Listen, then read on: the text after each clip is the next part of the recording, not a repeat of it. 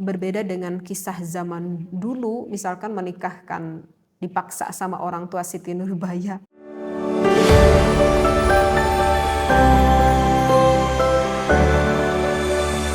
Bismillahirrahmanirrahim. Assalamualaikum warahmatullahi wabarakatuh. Para jamaah fikih nikah, kali ini ada sebuah pertanyaan nih yang bertanya nih kepada saya. Insya Allah maka saya akan menjawab ya dari pertanyaan tersebut. Baik. Bismillah, alhamdulillah, wassalatu wassalamu ala rasulillah. Pertanyaannya adalah seperti ini. Ada seorang anak gadis nih ya. Ceritanya anak gadis itu katanya pesantren gitu ya. Katanya pesantren. Kemudian anak ini udah dewasa. Artinya ya umur yang memang udah cukup lah untuk dinikahkan. Gitu. Karena kan memang anak gadis ini selama ini kan di pesantren gitu, khusyuk aja untuk bertolabul ilmi. Nah, kemudian orang tuanya berinisiatif, "Pak, anak kita udah dewasa, kita nikahkan dan kita carikan jodoh," kata ibunya.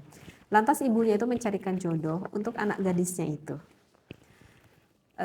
Tetapi anak gadisnya itu ternyata sudah dipertemukan dengan laki-laki lain oleh gurunya. Ya, yang masih santri di sana seperti itu.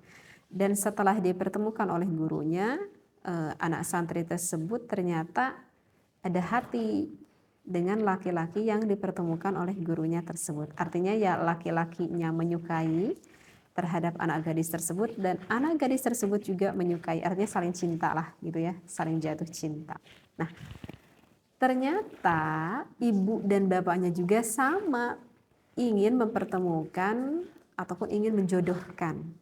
Nah, yang menjadikan pertanyaan itu adalah apakah boleh seorang anak perempuan itu menolak akan perjodohan yang ingin dilakukan oleh kedua orang tuanya tersebut dengan alasan ya karena lebih menyukai akan laki-laki yang dipertemukan oleh gurunya tersebut. Itu yang menjadikan pertanyaannya ya. Baik.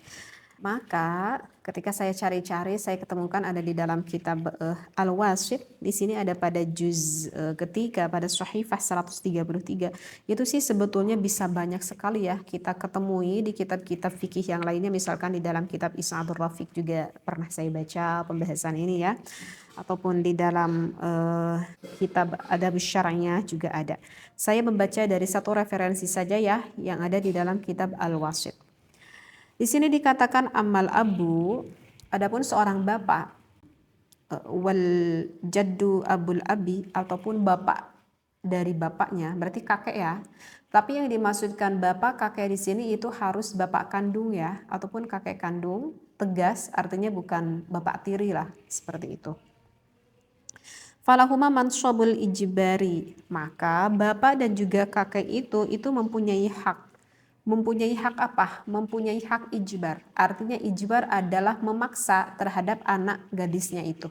Untuk kalian yang ingin mempererat hubungan pasangan suami istri agar lebih harmonis, maka bisa mencoba Troy 80 ini.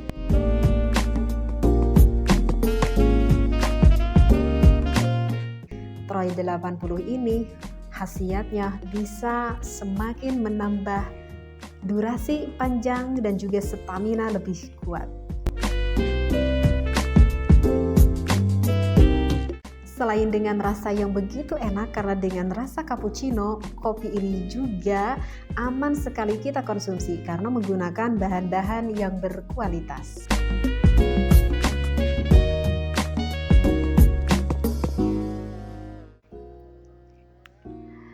Cara buatnya juga gampang, kita tinggal menyeduhnya dengan air panas.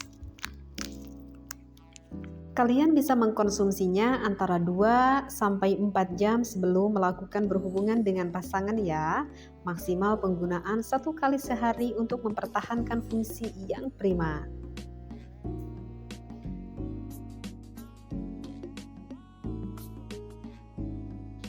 Kopi Troy ini aman dikonsumsi meskipun kalian punya penderita lambung, hipertensi, dan juga jantung.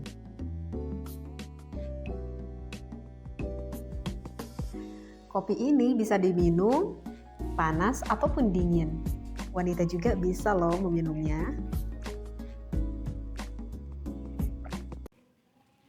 Fi halatil bikarah, ini mempunyai hak itu adalah pada anak perempuan yang bikarah. Bikarah itu adalah anak perempuan yang masih perawan, yang masih gadis ya.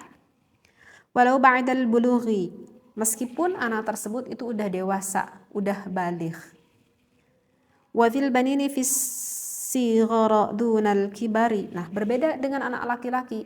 Kalau pada anak laki-laki, orang tua mempunyai hak, bapak itu punya hak sampai anak tersebut itu baligh. Tetapi ketika anak laki-laki tersebut sudah dewasa, seorang bapak itu sudah tidak punya lagi hak memaksa kepada anak laki-lakinya, gitu ya. Ya dikarenakan kan di dalam suatu pertikahan pun kan laki-laki kan gak membutuhkan wali, yang membutuhkan wali siapa yang membutuhkan wali kan anak perempuan kan. Kalau laki-laki kan enggak, dia datang dengan sendirinya membawa mas kawin dan juga saksi, ya udah gitu aja kan. Nah berbeda dengan anak perempuan. Kalau anak perempuan itu memang ada hak memaksa dari bapak dan juga kakeknya seperti itu. Tetapi ini harus didengar sampai selesai ya, karena takut salah paham nih, takut gagal paham nih apa yang saya sampaikan. Tetapi wa mana ijbariha annal aba law zawwajaha min kufin. Nah, pengertian dari ijbar atau pengertian dari memaksa bapak ataupun kakek ini terhadap anak gadisnya itu bukan berarti dengan semena-mena ya. Artinya ya di sini dikatakan harus ada kufwin, mempertemukan ataupun memperjodohkan anaknya tersebut harus dengan calon yang sekufu, yang sepadan. Seperti itu ya, harus yang sekufu, harus yang sepadan. Artinya ya berbeda dengan kisah zaman dulu, misalkan menikahkan dipaksa sama orang tua Siti Nurbaya, ditikahkan dengan Datuk Meringgih ya, yang mana ditikahkan dengan kakek-kakek yang udah tua tetapi kaya gitu, padahal anaknya itu gak mau banget, gak seperti itu juga. Jadi ini memang harus sekufu. Tetapi saya tidak membahas tentang sekufu ini ya, sepadan ini ya, karena kalau saya membahas sekufu ini nanti lagi beda lagi pembahasannya, karena di dalam berbagai madhab arti kufu itu berbeda-beda. Menurut mazhab Imam Syafi'i sekufu adalah ini. Maliki, Hambali, dan Abu Hanifah itu punya pendapatnya masing-masing. Jadi saya nggak ngebahas tentang kufu ini ya. Betul.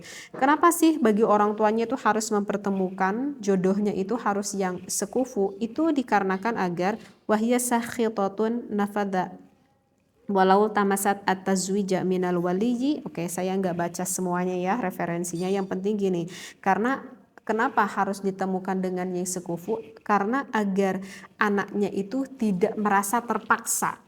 Tidak merasa terpaksa dengan apa yang ingin dijodohkan oleh orang tuanya tersebut. Seperti itu ya. Nah, jika misalkan ternyata anaknya itu masih enggak suka ketika orang tuanya menjodohkan, mempertemukan seorang laki-laki terhadap anaknya, ternyata kok anaknya itu enggak suka. Memang seorang bapak itu punya hak memaksa kepada anaknya. Tetapi di dalam pembahasan ini yang terakhir manqala yajibu ri'ayatu haqqiha fil a'yani. Tetapi seorang bapak wajib, oke, ini ada keseimbangannya ya. Untuk yang terakhir seorang bapak di sini dikatakan wajib melihat akan kemaslahatannya anak. Nah, itu adalah jawaban yang terakhir. Memang di dalam pembahasan ini seorang bapak itu punya hak terhadap anak gadisnya, hak ijbar, hak memaksa, tetapi memaksanya pun harus dipertemukan dengan yang sekufu.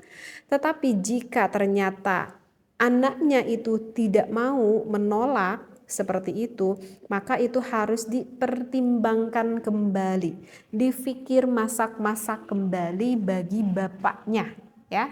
Kenapa? Karena kalau misalkan tetap kita tikahkan anaknya yang begitu sangat keras menolak, nggak mau dengan alasan ya apapun itulah, intinya nggak cinta lah mungkin ya, maka itu harus dipertimbangkan bagi orang tua. Meskipun orang tua berpikir ini kurang gimana, yang dipertemukan ini adalah laki-laki yang baik misalkan, begitu menurut pandangannya.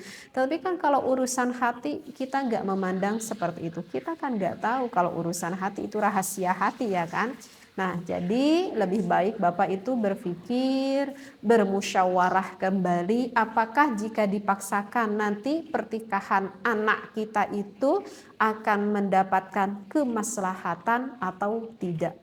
Terus kalau kita paksa menikah gimana? Kalau misalkan gak maslahat, anak kitanya tidak bahagia, anak kitanya terbebani, anak kitanya dikhawatirkan stres dan sebagainya. Kita kan gak pengen anak kita seperti itu. Tetapi kalau zaman dulu juga anak gak cinta, ketika dipaksakan baik-baik aja gitu ya, punya anak banyak gak apa-apa, ya itu syukur alhamdulillah kalau misalkan anaknya seperti itu. Tetapi kan kita harus menjaga bagaimana kalau tidak seperti itu, tetapi kita egois sebagai orang tua tetap aja memaksakan, menijbarkan, merasa berpikir karena aku orang tua, aku punya hak untuk ijbar seperti itu ya. Jadi insya Allah dipahami ya. Jadi jawabannya adalah apakah berdosa anak yang tadi, apakah durhaka anak santri tadi karena menolak keinginan kedua orang tuanya, itu tidak termasuk berdosa. Tidak berdosa anak perempuan tersebut. Meskipun sebaiknya ya anak tersebut mengikuti apa permintaan ibu bapaknya. Karena gak mungkin juga kan ibu bapaknya memberikan kita perjodohan yang tidak baik. Tentu siapapun itu, orang tua menginginkan perjodohan yang baik, yang maslahat bagi anak-anaknya. Wallahu a'lam, wabillahi taufiq wal hidayah. Wassalamualaikum warahmatullahi wabarakatuh.